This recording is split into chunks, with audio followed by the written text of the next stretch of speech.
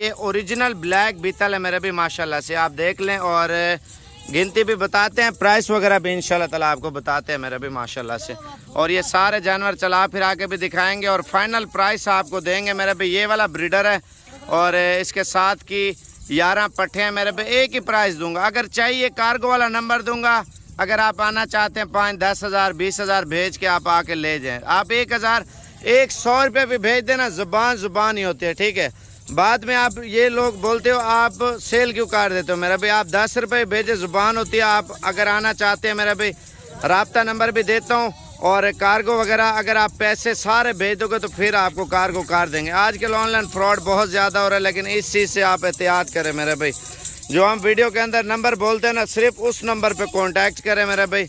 अगर आपको चाहिए तो राब्ता नंबर लिख लें, उसके बाद आपको प्राइस बताता हूँ। 0335 47 46 487। गूगल मैप पे लोकेशन लगाए, साबिर गोट फार्म पे पहुँचे।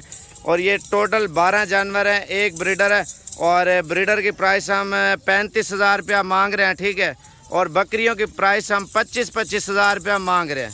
वैसे अगर सौदेबाजी वाली बात कीजिए तो 35 हज़ार की बकरी है और 60 हज़ार रुपये का बकरा है, ठीक है। फाइनल प्राइस आपको दे रहा हूँ, इससे काम नहीं होगा। 22.5 का पुट्ठा ये आपको ओरिजिनल ब्लैक का, और आपको 30 हज़ार रुपये का बकरा दे दूँगा।